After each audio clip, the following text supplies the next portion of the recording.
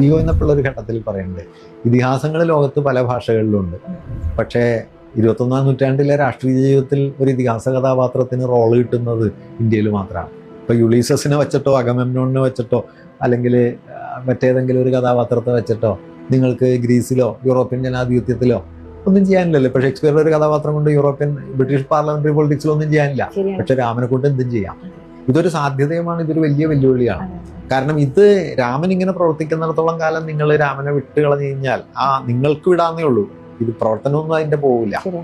അപ്പൊ അങ്ങനെ വരുമ്പോ അതിനെ കൺഫ്രണ്ട് ചെയ്യേണ്ടതുണ്ട്. എന്തുകൊണ്ട് ഇത് ചെയ്യുന്നു എന്ന് ചോദിച്ചാൽ എന്നെ സംബന്ധിച്ച് ഒറ്റ ഉത്തരവേ ഉള്ളൂ, അത് ഇന്ത്യൻ ജീവിതത്തിൽ പ്രവർത്തിക്കുന്നുണ്ടെങ്കിൽ നിങ്ങൾ അതിനോട് ഇടഞ്ഞേ പറ്റും.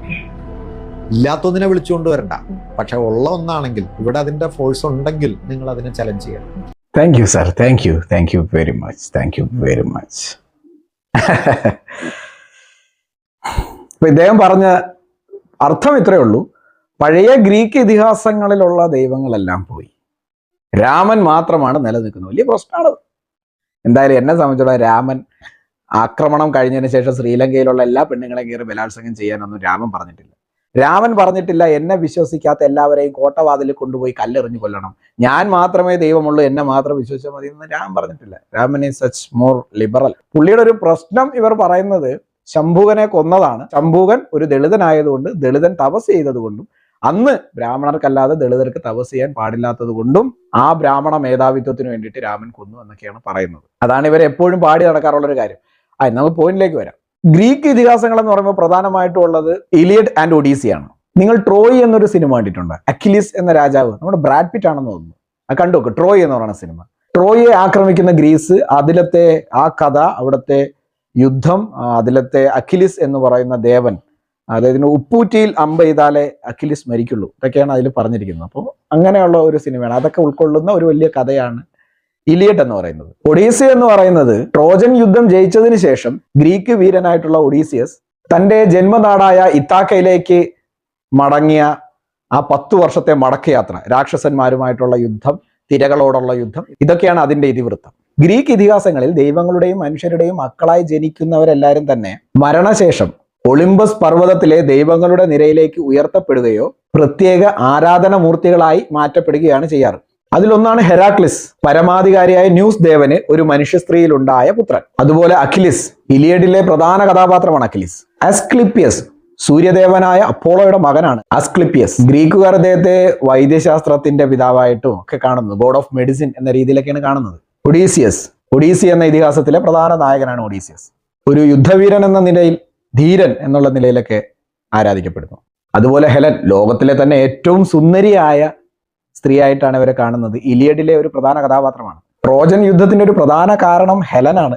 ആ സിനിമ കണ്ടാൽ മതി, നിങ്ങൾക്ക് മനസ്സിലാവും. അതൊക്കെ പറയുന്ന ഒരുപാട് സമയമെടുക്കും. സൗന്ദര്യത്തിന്റെ ദേവതയായിട്ട് അവർ ആരാധിക്കുന്നു. ഇവരുടെ തകർച്ച ഉണ്ടാകുന്നത് AD 2-ാം നൂറ്റാണ്ടോടു കൂടി റോമിന്റെ ആക്രമണം ഈ ഗ്രീക്സിൽ ഉണ്ടാകുന്നു. അങ്ങനെ ഗ്രീക്ക് സാമ്രാജ്യം റോമിന് കീഴടങ്ങുന്നു. പക്ഷെ ഇവർ ഈ ക്ഷേത്രങ്ങളെ ഒന്നും തകർക്കുകയോ ഒന്നും ചെയ്തിട്ടില്ല. ഈ ദൈവങ്ങളെ മുഴുവൻ തങ്ങളുടെ ദൈവങ്ങളാക്കി മാറ്റി. റോമാക്കാരും ബഹുദൈവ വിശ്വാസികളും വിഗ്രഹാരാധകരും ഒക്കെയാണ്. ഗ്രീക്കുകാരുടെ ഹെരാക്ലിസ് റോമാക്കാരുടെ ഹെർക്കുലിയസ് ആയിട്ട് മാറുന്നു. ന്യൂസ് ദേവൻ ജൂപ്പിറ്ററായി മാറുന്നു. അഫ്രോഡൈറ്റി ദേവത വീനസ് ആകുന്നു. അതോടെ ഈ ഗ്രീക്ക് ഹീറോകളെല്ലാം തന്നെ അവരുടെ തനതായ ശൈലികളെല്ലാം നഷ്ടപ്പെട്ട് അവർ റോമൻ ദൈവങ്ങളായി മാറ്റപ്പെടുന്നു. പിന്നെ റോമിന് എന്ത് സംഭവിച്ചു? AD 4-ാം നൂറ്റാണ്ടോടുകൂടി റോമാ സാമ്രാജ്യത്തിന്റെ ഔദ്യോഗിക മതമായി ക്രിസ്തു മതം മാറുന്നു. ഇതോടുകൂടി ഗ്രീക്ക് റോമൻ ബഹുദൈവ വിശ്വാസങ്ങളും തകരുന്നു. AD 313-ൽ കോൺസ്റ്റന്റൈൻ ചക്രവർത്തി ക്രിസ്തു മതത്തിനെ ഔദ്യോഗിക മതമാക്കി മാറ്റാനുള്ള നിയമസാധുതകൾ നൽകുകയും തുടർന്ന് മറ്റു ക്ഷേത്രങ്ങളിലോട്ടുള്ള രാജാവിന്റെ ധനസഹായം നിൽക്കുകയും ചെയ്യുന്നു.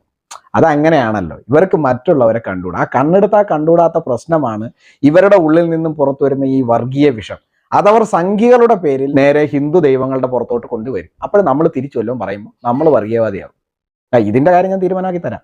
AD 380-ഓടുകൂടി തിയോഡോഷ്യസ് ഒന്നാമൻ ക്രിസ്തുമതത്തിനെ ഗ്രീക്കിന്റെ ഒരേ ഒരു ഏക ഔദ്യോഗിക മതമായി പ്രഖ്യാപിക്കുന്നു. അതോടുകൂടി മറ്റു ദൈവങ്ങളെ ആരാധിക്കുന്നത് നിയമവിരുദ്ധമായി പ്രഖ്യാപിക്കുന്നു. എങ്ങനെയുണ്ട്? നല്ല മതേതരത്വം അല്ലേ? എന്തൊരു നല്ല ദൈവം. പിന്നീട് അങ്ങോട്ട് ക്രിസ്തുമതം തന്റെ ഒറിജിനൽ സ്വഭാവം കാണിക്കുന്നു. ക്രൂരമായ അടിച്ചമർത്തലുകൾ. AD 389 മുതൽ 391 വരെ ഈ തിയോഡോഷ്യസ് ചക്രവർത്തി ഇറക്കിയിട്ടുള്ള ക്രൂരമായിട്ടുള്ള നിയമങ്ങൾ. ഗ്രീക്ക് ദേവന്മാരുടെ തലവനായിട്ടുള്ള സൂസ് ദേവന്റെ ബഹുമാനാർത്ഥം AD 393 വരെ നടത്തിയിരുന്ന ഒളിമ്പിക്സ് എന്ന കായിക വിനോദം ക്രിസ്തീയ വിരുദ്ധമാണ് എന്ന് പറഞ്ഞ് അത് നിരോധിക്കുന്നു. ഒരു ദൈവം ഭൂമിയിൽ പുതുതായി സൃഷ്ടിക്കപ്പെട്ടപ്പോൾ ആ ദൈവത്തിന്റെ ഗതികേട് ആലോചിച്ച് നോക്കി. തനിക്കിഷ്ടമല്ലാത്ത കുറെ എണ്ണം താൻ സൃഷ്ടിച്ച ഭൂമിയിൽ ഗ്രീസിലെയും റോമിലെയുമുള്ള പുരാതനമായിട്ടുള്ള എല്ലാ ക്ഷേത്രങ്ങളും തകർക്കപ്പെടുന്നു. നിങ്ങൾ ഇപ്പോഴും പോയി കണ്ടിട്ടില്ലേ? ഈ ക്ഷേത്രങ്ങളുടെ തൂണുകൾ മാത്രം ഇരിക്കുന്നു, പ്രതിമകളുടെ മുഖമില്ല. ചില ദേവതകൾ ഇങ്ങനെ താങ്ങി നിൽക്കുന്ന ഗോപുരങ്ങൾ താങ്ങി നിൽക്കുന്ന ദേവതകളുടെ പ്രതിമകൾ, അതിൻ്റെയൊക്കെ മുഖം അടിച്ചു പൊട്ടിച്ചിരിക്കുന്നു. എല്ലാ ക്ഷേത്രങ്ങളും തകർന്നത് നിങ്ങൾ കാണുന്നില്ലേ? ഇതൊക്കെ അന്ന് തകർത്തതാണ്. ഹെരാക്ലിസിന്റെയും അക്കിലിസിന്റെയും അസ്ക്ലിപ്സിന്റെയും ഒക്കെ ക്ഷേത്രങ്ങൾ തകർക്കപ്പെടുകയോ അല്ലെങ്കിൽ അവരുടെ പ്രതിമകൾ എടുത്തു മാറ്റി യേശുക്രിസ്തുവിന്റെ പ്രതിമകൾ വെക്കുകയോ ചെയ്തു. വിഗ്രഹാരാധനയുടെ ഭാഗമാണ് എന്ന് ആരോപിച്ചുകൊണ്ട് ഗ്രീക്ക് റോമൻ പഴയ ദൈവങ്ങളുടെ എല്ലാ വിഗ്രഹങ്ങളും ഇവർ അടിച്ചു പൊട്ടിക്കുകയും തകർത്തെറിയുകയും ചെയ്യും. ഇന്ന് ഏതെങ്കിലും ക്രിസ്ത്യൻ പള്ളിയിൽ വിഗ്രഹം ഇല്ലാത്തൊരു ക്രിസ്ത്യൻ പള്ളി ഉണ്ടോ? ആദ്യം അതൊക്കെ ശരിയാക്കണോ, എന്നിട്ട് നിങ്ങൾക്ക് ഹിന്ദു മതത്തിനെയൊക്കെ കുറ്റം പറയാം. നിങ്ങളുടെ കാര്യങ്ങളൊക്കെ ആദ്യം ഒന്ന് ശരിയാക്കുക. പിന്നെ ഈ കള്ളത്തരവും ഉടായിപ്പും ഈ ക്രിസ്ത്യൻ മിഷണറിമാരെ കൊണ്ട് കളഞ്ഞാൽ മതിയല്ലോ. അപ്പൊ ഇവര് ഇങ്ങനെയൊക്കെ ഈ ക്ഷേത്രങ്ങളൊക്കെ തകർക്കുന്നു, ക്ഷേത്രങ്ങളിലൊക്കെ പകരം കുരിശും യേശുക്രിസ്തു ഒക്കെ വെക്കുന്നു. അങ്ങനെയൊക്കെ ചെയ്തിട്ടും ആൾക്കാർക്ക് അത്രയും കാലം വിശ്വസിച്ചിരുന്ന ദൈവങ്ങളല്ലേ, അവർക്ക് അവിടെ വിശ്വാസം അങ്ങോട്ട് പോകുന്നില്ല. അപ്പൊ ഇവന്മാരും മറ്റേ ഉടായിപ്പ് പരിപാടി അങ്ങ് എടുത്തു. അതുകൊണ്ട് ഈ അതേ സ്ഥാനത്തേക്ക് ഇവർ കുറച്ചു ഇവരുടെ വിശുദ്ധന്മാരെ അങ്ങോട്ട് കൊണ്ടുവന്നു. ഇവരുടെ മറ്റു ഉപദൈവങ്ങൾ, നമ്മുടെ ക്ഷേത്രങ്ങളിൽ പോയാൽ ഉപദൈവങ്ങൾ കാണുമല്ലോ, അതുപോലെ ഇവർക്ക് ഉപദൈവങ്ങളുണ്ട്. അതായത് പഴയ ഗ്രീക്ക് റോമൻ കാലഘട്ടത്തിലുണ്ടായിരുന്ന, ഞാൻ പറഞ്ഞില്ല, ഗോഡ് ഓഫ് മെഡിസിൻ എന്നൊക്കെ അറിയപ്പെടുന്ന അസ്ക്ലിപ്പിയസിന് പകരമായിട്ട് ഇവര് സെന്റ് പാന്റലിയോൺ എന്ന ഒരു വിശുദ്ധനെ അങ്ങോട്ട് അവതരിപ്പിച്ചു. പുള്ളിക്കാരനാണ് രോഗശാന്തിക്ക് നിങ്ങൾ പുള്ളിയോട് പ്രാർത്ഥിച്ചാൽ മതി. മനുഷ്യരെപ്പോഴും ബഹുദൈവ വിശ്വാസികളും വിഗ്രഹാരാധകരുമാണ്. എല്ലാവരും ഹിന്ദുക്കളാണ്. അതുകൊണ്ടാണ് നിങ്ങൾ എല്ലാവരും ഇപ്പോഴും ബഹുദൈവ വിശ്വാസികളായി നിലനിൽക്കുന്നത്. there is not at all a single god. മുസ്ലിങ്ങളൊന്ന് ആലോചിച്ച് നോക്കിയേ, എത്ര ആൾക്കാർ അവർക്കുള്ളത്? സിയും വലിയുള്ളാഹി, പിന്നെ കുറേ ശവകുടീരങ്ങൾ. ഹിന്ദുക്കൾക്ക് എവിടെ പോയാലും ശിവലിംഗം ഉള്ളതുപോലെ തന്നെ മുസ്ലിങ്ങൾക്ക് എവിടെ പോയാലും കുറെ ശവകുടീരങ്ങൾ. പിന്നെ വാളെടുത്തു. പഴയ ദൈവങ്ങൾ ആരാധിക്കുന്നവർ, രഹസ്യമായി ആരാധിക്കുന്നവർ പിടിച്ചോണ്ട് വരിക, വെട്ടിക്കൊല്ലുക, കൂട്ടക്കൊലപാതകങ്ങൾ ചെയ്യുക.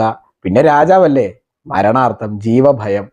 അവരൊക്കെ നോക്കുമ്പോൾ പഴയ ദൈവങ്ങളൊക്കെ പേര് മാറ്റിയിട്ട് അപ്പുറം അപ്പുറമൊക്കെ ഉണ്ട്. ഇവിടെയുള്ള ഉടായിപ്പ് ചരിത്രകാരന്മാരൊക്കെ പറയില്ലേ, പഴയ മായോനാണ് ഇപ്പോൾ മുരുകനായത് എന്നൊക്കെ പറയുന്ന പോലെ ഈ സാധനങ്ങളൊക്കെ പേര് മാറിയെങ്കിലും ഈ സെയിം ഐറ്റംസ് ഇപ്പോഴും ക്രിസ്ത്യാനിറ്റിയിലുണ്ട്.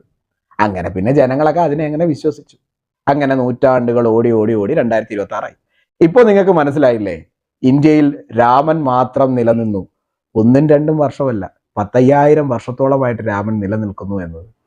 എന്നാൽ സുനിൽ പി ഇളയിടം സാറ് പറഞ്ഞ പോലെ ഗ്രീക്ക് ഇതിഹാസങ്ങളായിട്ടുള്ള ഒഡീസി, ഇലിയഡിലുള്ള കഥാപാത്രങ്ങളെല്ലാം തന്നെ എന്നേക്കുമായി അസ്തമിച്ചു. അസ്തമിച്ചതല്ല സാർ, അസ്തമിപ്പിച്ചു, കൊന്നു, കൊലവിളിച്ചു, തച്ച് തകർത്തു. ഇത്രയും വിഭാഗീയത ഒരു ദൈവം വന്നപ്പോൾ ആ ദൈവത്തിന് ഇഷ്ടമല്ലാത്ത ആചാരങ്ങൾ മറ്റു ദൈവങ്ങൾ, എന്നെ മാത്രമേ ആരാധിക്കാൻ പാടുള്ളൂ, ഞാനാണല്ലോ ഒരേ ഒരു ഏക ദൈവം, അങ്ങനെ ഗതികെട്ട കുറെ ദൈവങ്ങളും, അങ്ങനെ അവർ തച്ചുടക്കുകയും മനുഷ്യനെ വാൾമുനയിൽ നിർത്തി രാജാവിൻ്റെ ഏകാധിപത്യപരമായിട്ടുള്ള ജനാധിപത്യം തൊട്ടു തീണ്ടിയിട്ടില്ലാത്ത ഒരു ഭരണകൂടം പുതിയതായിട്ടൊരു ദൈവത്തെ സൃഷ്ടിച്ചെടുത്ത് ആ ദൈവത്തിന് വേണ്ടി ക്രൂരമായിട്ടുള്ള ശിക്ഷാ നടപടികളിലൂടെ ജനങ്ങളുടെ മനസ്സ് എന്താന്ന് പോലും അറിയാതെ അവരുടെ അത്രയും കാലത്തെ ജീവിത സാഹചര്യത്തെ മുഴുവൻ തച്ചു തകർത്തും കൂട്ടക്കൊല ചെയ്തും നശിപ്പിച്ചും ഇടിച്ചു നിരത്തിയുമെല്ലാം അവർ സൃഷ്ടിച്ചെടുത്തപ്പോൾ ഈ രാജ്യത്ത്, രാമൻ ജീവിക്കുന്ന ഈ രാജ്യത്ത്, രാമനുള്ള ഈ രാജ്യത്ത് ഇന്ന് നിങ്ങൾ തന്നെ ആരാധിക്കുന്ന ഈ ക്രിസ്തുമതവും നിലനിൽക്കുന്നു, ഇസ്ലാം മതവും നിലനിൽക്കുന്നു, ജൈനമതവും ബുദ്ധമതവും എല്ലാം തന്നെ അവനവന്റെ ഇഷ്ടത്തിന് ആരാധിക്കുന്നതിനായിട്ട് അങ്ങനെ തന്നെ ജീവിച്ചു പോകുന്നു. Who is great? ആരാണ് സാർ വലിയവൻ? Thank you for this video, mister Sunil P Elayidam. Jai Hind.